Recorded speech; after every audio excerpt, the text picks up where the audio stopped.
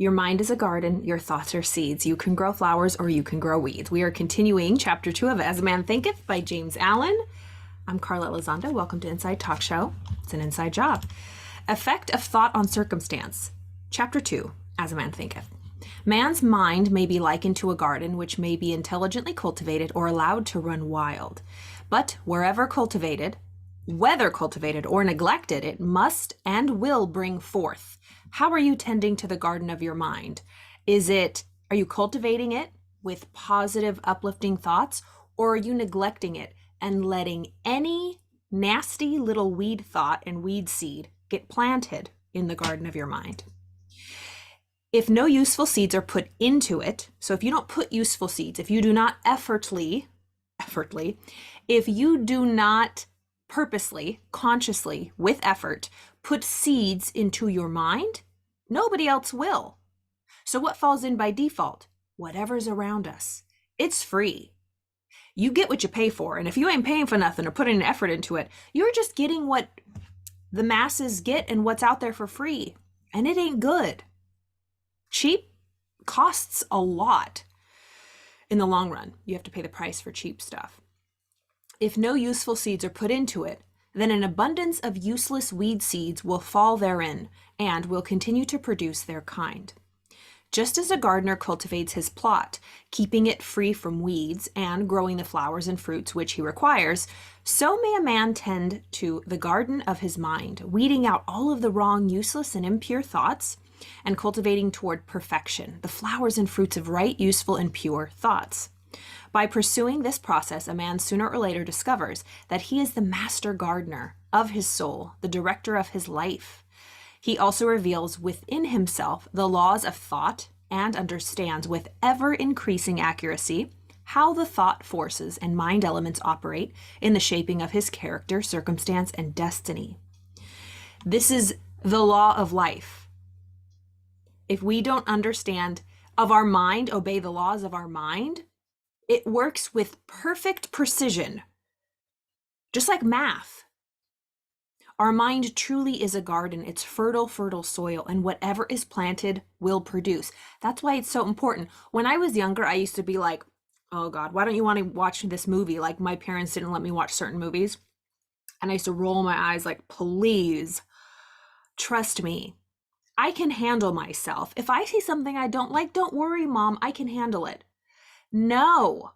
I mean, I don't even think my mom understood this, or my parents. It was more my mom. I don't even think she understood. But there is truth in that. Protecting your mind, and children are the most vulnerable. When people say, oh, they can't play those video games, I used to be like, oh, come on. But look at the results. What's it called? When you're desensitized to violence, it makes a big difference. So we think that we are above the laws of the universe, the laws of our mind, the workings. We're not. And I talk to myself when I say this because I think I am, and I still try to weasel my way. When I'm not studying, when I'm not obeying the law of my mind, being diligent, putting effort into what I'm taking in, I fall flat on my face. This is a constant cultivating of my garden. It's ever growing. So if I abandon it, well, what do I expect?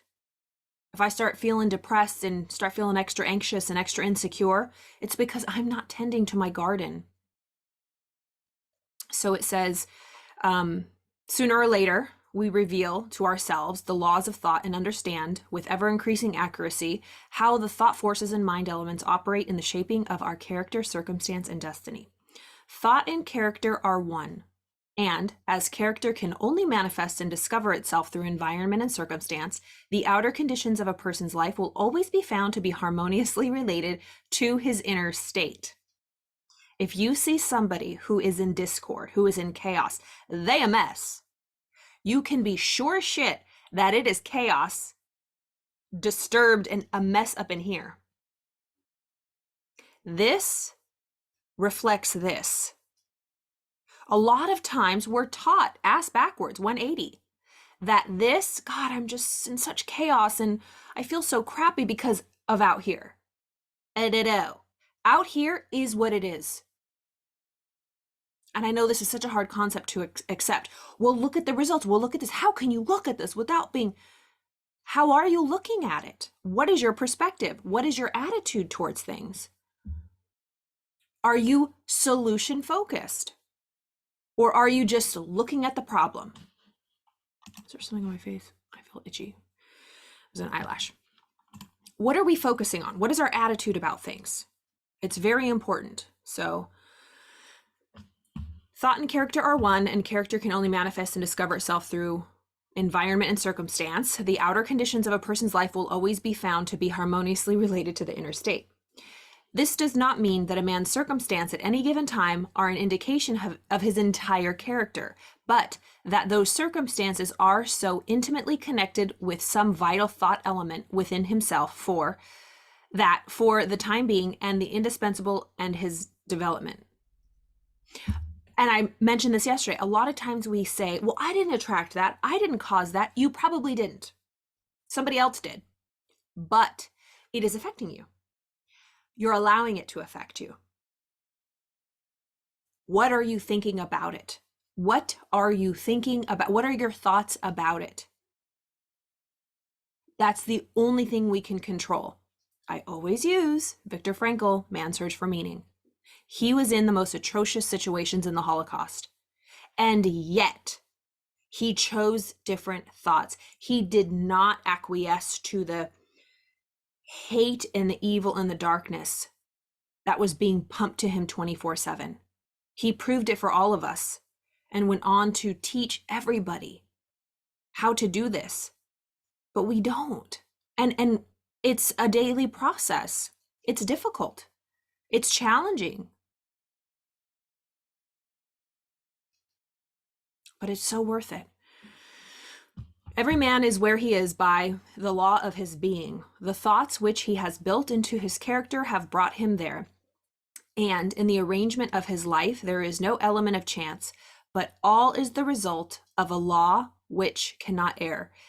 This is just as true of those who feel out of harmony with their surroundings as those who are contented with them. As a progressive and evolving being, man is where he is, that he may learn, that he may grow. And as he learns the spiritual lessons which any circumstance contains for him, it passes away and gives place to other circumstances. I'm going to end right there. That was part 1 of chapter 2. I will finish this up tomorrow or the next day. But yeah, I'm reading the whole book of As Man Thinketh by James Allen, and I appreciate your support in watching this if you're still watching. Clearly, if you're hearing me, you are.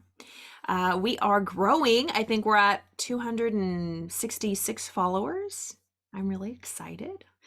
Beginning of August, I think I was only at like 117. So this is happening.